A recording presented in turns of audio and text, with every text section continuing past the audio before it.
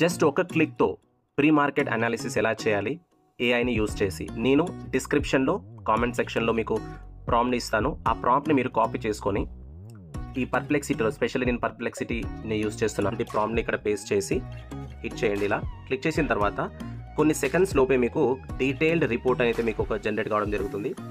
So ఇక్కడ చూసుకోవచ్చు detailed pre market analysis September 18th.